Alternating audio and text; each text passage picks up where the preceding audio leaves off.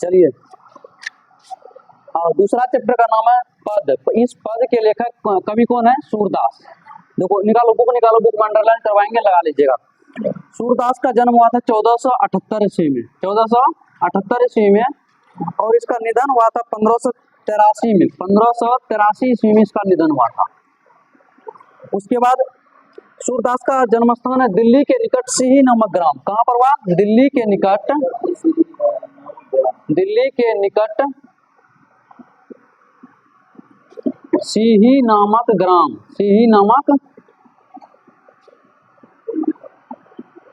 ग्राम में इसका जन्म हुआ। उसके बाद ब्रज क्षेत्र में, ब्रज जहाँ पर ब्रज भाषा बोली जाती है उसको बोलते हैं ब्रज क्षेत्र।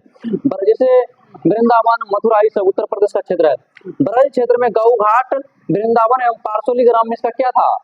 निवास स्थान। इसका निवास स्थान कहाँ था? ब्रज क्षेत्र में। कहाँ कहाँ? गऊ घाट, वृंदावन और पारसोली ग्राम। गऊ घाट, वृंदावन और पारसोली ग्राम में क्या था इसका? निवास स्थान। जन्म कहाँ हुआ था? दिल्ली के निकट सिही नामक ग्राम में, दिल्ली के निकट सिही नामक। निवास स्थान कहाँ था? कहाँ था बताओ? ब्रज क्षेत्र में, क्रमशः गऊ घाट, वृंदावन, पारसोली ग्राम में। इसका निधन, जन्म कब हुआ था? 1478 ईस्वी में। निधन कब हुआ था? 1583 में। अगला क्वेश्चन है, स्व अध्ययन, सेल्फ स्टडी के द्वारा ये ज्ञान अर्जन करे। देखिए कितना महान है सूरदास जी, सही है ना? ज्ञान अर्जन ये स्वाध्याय के द्वारा, किसके? स्वाध्याय के द्वारा ये क्या कर लिए? ज्ञान अर्जन कर लिए। आपको पूछेगा कौन कवि स्वाध्याय के द्वारा ज्ञान अर्जन कर लिए, क्या बोलेंगे? सूरदास। कौन? सूरदास। और काव्य रचना एवं संगीत का विशद ज्ञान एवं अभ्यास, विशाल लोक ज्ञान। अब देखिए इसकी अभिरुचि थी घूमने समझने, पर्यटन में, सत्संग में, कृष्ण भक्ति एवं वैराग्य में, सब में। कृष्ण भक्ति मतलब ये बताइए कि कौन भक्त कवि था? तो कृष्ण भक्त कवि था।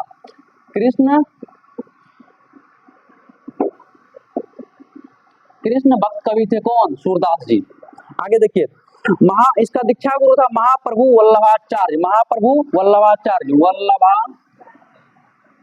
गलती हो गया, सही है ना? महाप्रभु वल्लभाचार्य, महाप्रभु वल्लभाचार्य क्या थे इसके?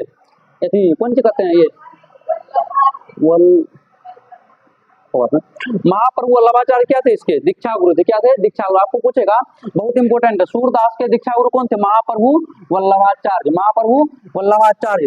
उसके बाद इसका दीक्षा काल क्या था? तो 1509 से 1510, 1509 से 1510 क्या था इसका दीक्षा काल।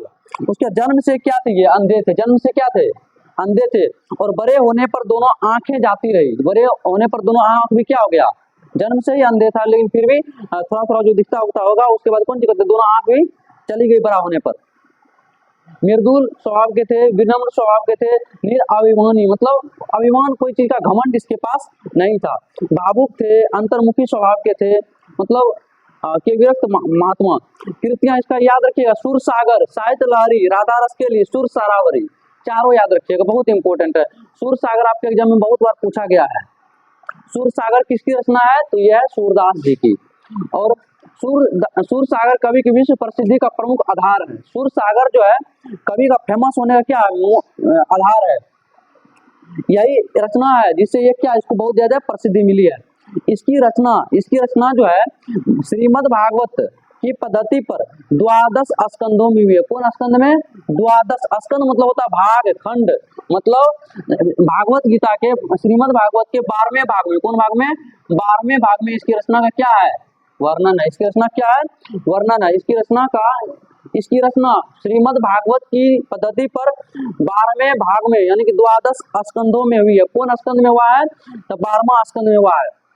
ये पदों का विशाल संग्रह है। आइए यहाँ पर देखिए, पहले यहाँ देखो तो सूरदास का जन्म कब हुआ था? 1478 में। निधन कब हुआ था? 1583 में। अच्छा, इसको जो ज्ञान मिला किसके द्वारा? स्वाध्याय के द्वारा। किसके द्वारा? स्वाध्याय के द्वारा। इसका जन्म स्थान कहाँ है? दिल्ली के निकट सिही नामक। और जन्म से कौन अंधे थे? सूरदास। कोई मार देगा ऑप्शन। सूरदास जी किसके कवि थे? किसके भक्त कवि थे? कृष्ण भक्त कवि थे। उसके बाद इसका दीक्षा गुरु कौन था? महाप्रभु वल्लभाचार्य। इसका निवास स्थान कहाँ था? ब्रज क्षेत्र में। कहाँ? गऊ घाट, वृंदावन एवं पारसोली ग्राम। और इसकी रचना जो है किसमें की गई? भागवत गीता के 12वें भाग में। इसका दीक्षा काल क्या था? 1509 से 1510। और ये ब्रज भाषा के महान कवि थे। ब्रज भाषा के, आपको पूछेगा किस भाषा के कवि थे, क्या बोलेंगे? ब्रज भाषा के। कहाँ के? ब्रज भाषा के। आगे देखिए, सूरदास जी ब्रज भाषा के महान कवि हैं, यद्यपि वे ब्रज भाषा के प्रारंभिक कवियों में से एक हैं। आगे देखिए, हम बीच बीच से पढ़ रहे हैं, हम अंडरलाइन करके लाए हैं इसमें, आप लोग पढ़ेगा आपको पता चल जाएगा इसमें। जो मेन है ना, तो हम उतना नहीं पढ़ेंगे, मेन आपको लाइन हम बता दे रहे हैं। सूरदास जी हिंदी की मध्यकालीन सगुण भक्ति धारा की कृष्ण भक्ति शाखा के अन्यतम कवि हैं। कौन भक्ति शाखा के? सगुण, ना कि निर्गुण। सगुण भक्ति धारा की ये कवि है, कृष्ण भक्ति कवि है ये। वे वल्लभाचार्य के पुष्टि मार्गीय भक्ति में, किसका? वल्लभाचार्य के पुष्टि मार्गीय भक्ति में अष्टछाप मतलब 8 गो कवि का चर्चा, कितना? 8 गो कवि का चर्चा किया था। उसमें सबसे ज्यादा प्रभावशाली कौन था? ये कौन? सूरदास जी। अष्टछाप के उत्कृष्ट कवियों में श्रेष्ठ माने जाते हैं कौन? सूरदास जी। पुष्टि मार्ग के प्रधान भक्त कवि थे। और सूरदास जी लीला रसिक कृष्ण भक्त कवि हैं। सूरदास जी क्या है? लीला रसिक कृष्ण भक्त कवि हैं। सिंपल आपको पूछेगा सूरदास जी किसके कवि हैं, तो ऑप्शन रहेगा कृष्ण भक्त कवि, राम भक्त कवि, शिव भक्त कवि। क्या मारेंगे? कृष्ण भक्त कवि। सूर्य के काव्य के 3 प्रधान विषय हैं। सूर्य के काव्य के कितने प्रधान विषय हैं? 3 प्रधान विषय हैं। सूर्य के काव्य के कितने प्रधान विषय है? 3। देखिए कौन कौन है? विनय भक्ति, वात्सल्य और प्रेम श्रृंगार। विनय भक्ति, वात्सल्य और प्रेम श्रृंगार। विनय भक्ति क्या होता है? जैसे माता पिता, भाई बहन, ये प्रेम होता है ना, प्रेम, उसी को बोलते हैं कि विनय भक्ति है। प्रेम जो है उसको क्या बोलते हैं? विनय भक्ति है। जैसे माता पिता, भाई बहन, छोटे बड़े में प्रेम जो होता है उसे क्या बोलते हैं? विनय भक्ति। क्या बोलते हैं? विनय भक्ति। और वात्सल्य, देखिए वात्सल्य, एक मिनट सॉरी, विनय भक्ति एक महत्वपूर्ण भक्ति भाव। विनय भक्ति के बारे में सुनिए।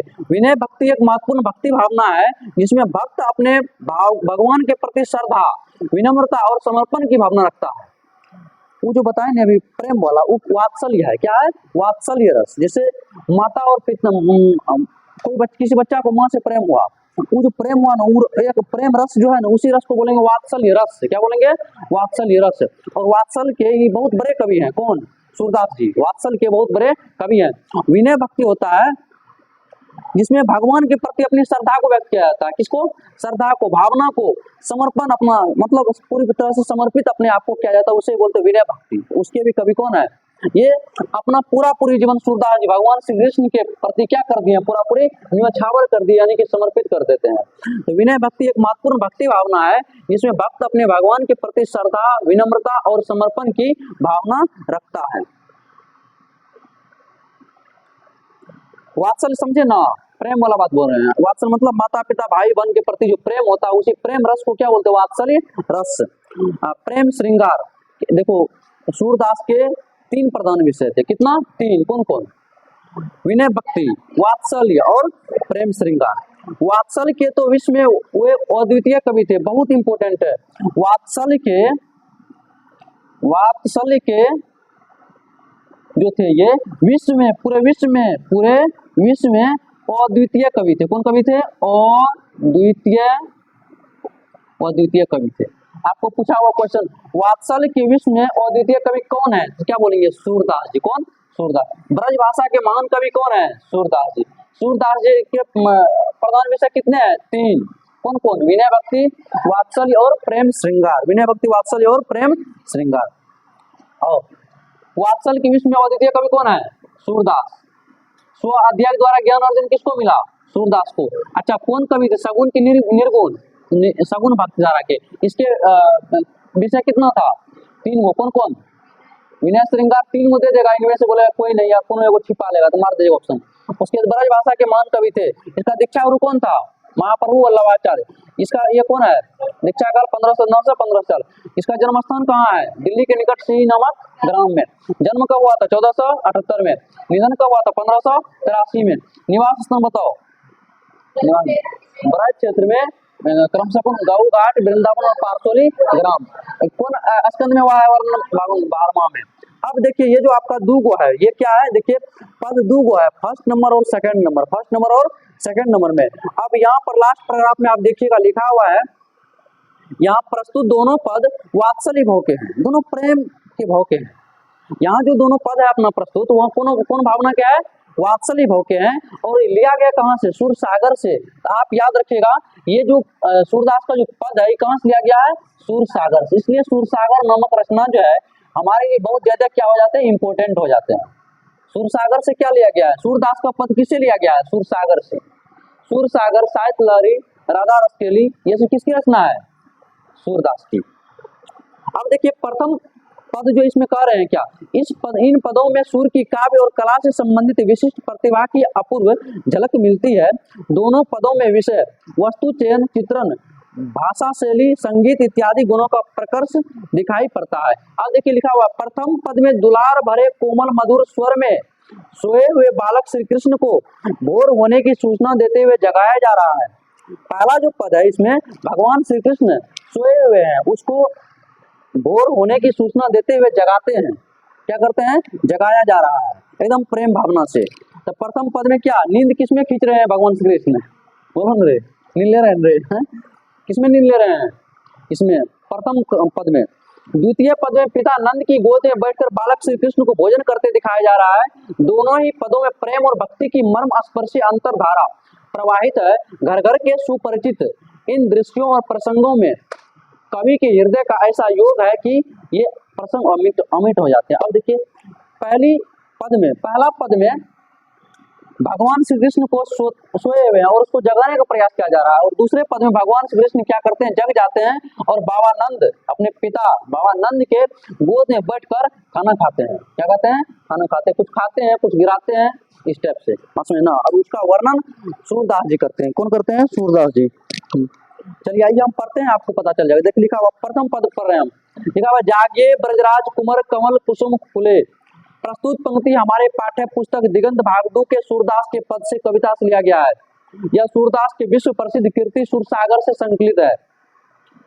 जागिए ब्रजराज कुमार, हे ब्रज के राजकुमार, जागिए जागिए जागिए, सुबह हो गई है। जागिए ब्रजराज कुमार कमल कुसुम फूले, हे ब्रजराज, हे ब्रज के राजकुमार, जागिए। भगवान श्री कृष्ण को बोल रहे हैं, श्री कृष्ण भोर हो गई है, अब जगिए। कमल के फूल भी क्या हो गए हैं? खिल गए हैं। इसलिए आप क्या हो जाइए? जग जाइए। अब सुबह हो गई है। देखते कुमुद वृंद संकुचित भये भृंग लता फूले। इस पंक्ति में कवि कहते हैं कुमुद के फूलों ने अपनी पंखुड़ियों को क्या कर लिया है? संकुचित कर लिया है, समेट लिए। जैसे सुबह सुबह होता है, कुमुद के फूल क्या करते हैं? अपनी पंखुड़ियों को समेट लेते हैं। उसी प्रकार को उदाहरण दे रहे हैं, हे कृष्ण, कुमुद के फूलों ने अपनी पंखुड़ियों को संकुचित कर लिया, समेट लिया है, और भौरे जो है लताओं में छिप गए हैं। इसलिए आप जग जाइए, क्योंकि हो गया क्या? सुबह हो गया है। आगे देखिए, तमचूर खग रोर सुनहु बोलत बन रहा है। इस पंक्ति में कवि कह रहे हैं कि हे कृष्ण, अब देखिए सुबह हो गई है, मुर्गा और पक्षियों की कोलाहल यानी कि उनकी आवाज सुनाई दे रही है। सुबह सुबह में मुर्गा की आवाज सुनाई दे रही है, इसलिए अब जग जाइए। अब जग जाइए, क्योंकि मुर्गा और पक्षियों की कोलाहल, हल्ला यानी कि वो मधुर आवाज जो है, यानी कि आवाज सुनाई दे रही है। लगता है कि भोर हो गई है। और वन के पेड़ पौधे भी आपको आवाज दे रहे हैं और आपको बुला रहे हैं। वन के पेड़ पौधे भी, जैसे सुबह सुबह हवा चलता था, एकदम अलग सा हवा, मतलब जो ना आता, मतलब जो ना झकझोर टाइप से, मतलब मस्त हवा, मतलब सुबह का मतलब देखना। इसलिए वही बोल रहे हैं कि हे कृष्ण, वन के पेड़ पौधे भी आपको आवाज दे रहे हैं और आपको बुला रहे हैं, आइए आप जग जाइए। अब रामवती गो खरिकनी में बछड़ा हित धाई। इस पंक्ति में कवि कहते हैं कि हे कृष्ण, गौशाला में जो गाय है ना, वो भी आवाज लगा रही है। गौशाला में जो गाय है वो भी आवाज लगा रही है, और उसके जो बछड़े हैं उसको दूध पिलाने के लिए उनकी ओर दौड़ रहे हैं। गौशाला में जो गाय है वो भी क्या हो रहे हैं? आवाज लगा रहे हैं और अपने बछड़े की तरफ दौड़ रहे हैं। क्या करने के लिए? दूध पिलाने के लिए। तो आपको पूछेगा गाय किसकी ओर दौड़ पड़े हैं? तो अपने बछड़े की ओर। विधु मलिन रवि प्रकाश गावत नरनारी, सूर श्याम प्रात उठो अंबुज करधारी। इस पंक्ति में कवि कहते हैं कि विधु मलिन रवि प्रकाश गावत नरनारी, सूर श्याम प्रात उठो अंबुज करधारी। इस पंक्ति में कवि कहते हैं कि चंद्रमा का प्रकाश हटने लगा है। अब चंद्रमा का प्रकाश हटने लगा। सुबह होगा तो नहीं हटेगा चंद्रमा का प्रकाश। कभी कभी देखा है चंद्रमा भी दिखाई देता है, सूर्य भी दिखाई देता है। हाँ, तो चंद्रमा का प्रकाश हटने लगा है और सूर्य का प्रकाश चारों दिशाओं में फैलने लगा है। सभी नर नारी नर नारी के साथ सूरदास भी भजन गा रहे हैं, सभी नर नारी के साथ सूरदास भी भजन कीर्तन कर रहे हैं। हे कृष्ण अब उठ जाइए, अब तो कमल भी पूरी तरह से खिल गया है। कितना बहुत मस्त लिखा है, मतलब भगवान श्री कृष्ण को उठाया है, जगाने का प्रयास कर रहे हैं। प्रथम पद से सूरदास जी जगाने का प्रयास कर रहे हैं। हे कृष्ण उदाहरण दे रहे हैं भिन्न भिन्न तरह का, मतलब जो कमल का फूल खिल गया है, कुमुद के फूल अपने पंखुड़ियों को समेट लिया, लता भोरे लताओं में छिप गए हैं। उसके बाद नर नारी सुबह में गा रही है, संगीत सब गा रही है, भजन कीर्तन कर रहे हैं और हम भी उसमें इन्वॉल्व हैं। उसके बाद कुंज कतये चंद्रमा का प्रकाश हटने लगा, सूर्य का प्रकाश छाने लगा है, फैलने लगा है चारों तरफ से। ये सब भिन्न भिन्न प्रकार से, और गाय भी आवाज दे रही है और बछड़े की तरफ जा रही है, कहाँ पर दूध पिलाने के लिए। ये सब भिन्न भिन्न तरह का आवाज, पेड़ पौधे भी आवाज दे रहे हैं, पशु पक्षी की भी आवाज हमको सुनाई दे रही है। इसलिए उठ जाइए। भिन्न भिन्न तरह का उदाहरण प्रस्तुत करके सूरदास जी क्या करते हैं, जगाने का प्रयास कर रहे हैं। किसको? अपने ईश्वर भगवान श्री कृष्ण को। अब देखिए दूसरा में जग जाते हैं, भगवान श्री कृष्ण जग गए। पद का दूसरा खंड, जेवत श्याम नंद की कन्या। इस पंक्ति में कवि कहते हैं भगवान श्री कृष्ण नंद बाबा की गोद में बैठे हुए भोजन करते हैं। अब जग गए हैं, अब बाबा नंद उसको अपने गोद में बैठा लेते हैं और भगवान श्री कृष्ण उसके गोद में बैठे हुए क्या करते हैं, भोजन कर रहे हैं। क्या कर रहे हैं? भोजन कर रहे हैं। कछुक खात कछुक धरनी गिरावत, छवि निरखती नंदरनिया। तो कुछ खाते हैं तो कुछ गिराते हैं धरती पर। इस पंक्ति में कवि कहते हैं वह कुछ खा रहे हैं और कुछ धरती पर गिरा रहे हैं। माता यशोदा प्रेम पूर्वक उनके मुख को देखकर एकदम आनंद मग्न हो रही है पूरा तरह से।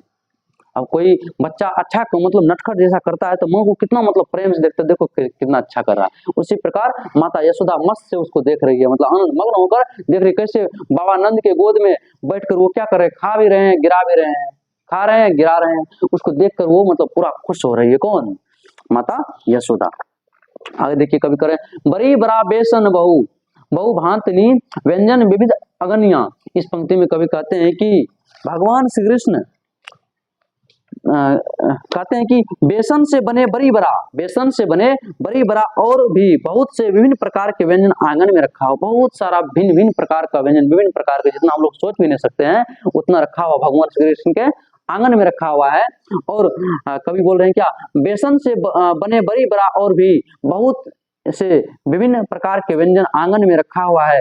डारत खात लेत अपने अपने कर रुचि मानत दधि दोनिया। इस पंक्ति में कवि कहते हैं उनकी रुचि दोनी में रखे दही और माखन में अधिक है। वे अपने हाथों से उठाकर खाते हैं और कुछ छोड़ देते हैं। बोले कितना जो व्यंजन बना हुआ उस समय उसका इंटरेस्ट नहीं है, उसका तो माखन और दही में ही इंटरेस्ट है, इसलिए उसको माखन चोर भी कहा गया है ना।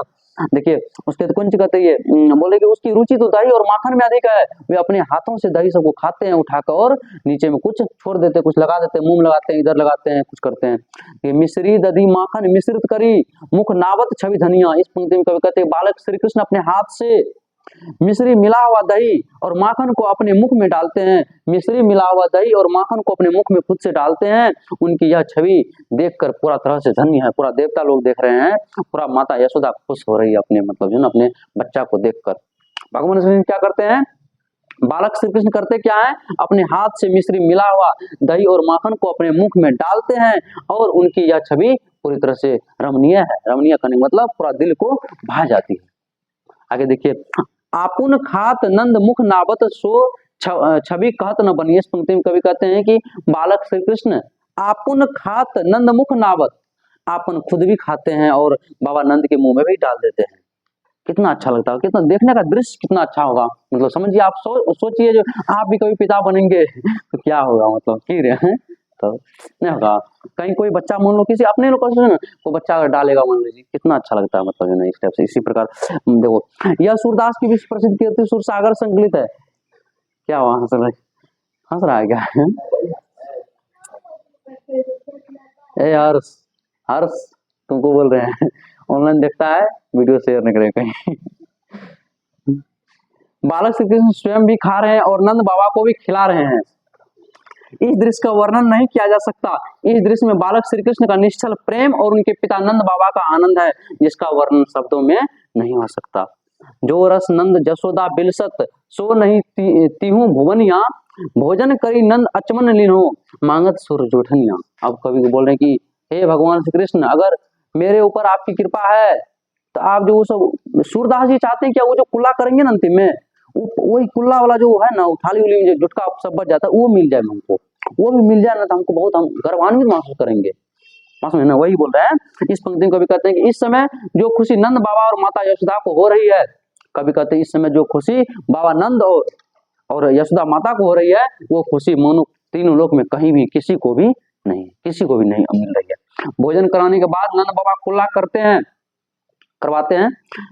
कवि सूरदास जी बालक श्री कृष्ण का जूठा मांगते हैं, क्या मांगते हैं, जिससे पाकर वे अपने स्वयं को, अपने आप को क्या समझेंगे, धन समझेंगे। भगवान श्री कृष्ण क्या करेंगे, करते हैं, सूरदास जी क्या करते हैं, क्या मांगने की इच्छा व्यक्त करते हैं, उसका जूठन खाने का प्रयास करते हैं, और वो बोलते हैं काश हमको भगवान कृष्ण का वो कुल्ला किया हुआ या जूठा भोजन भी मिल जाए, तो उससे भी हम अपने आप को क्या समझेंगे, गौरवान्वित समझेंगे और धन समझेंगे। आपका ये कविता हुआ खत्म। चलिए लिखिए थोड़ा सा। ठीक, धन्यवाद।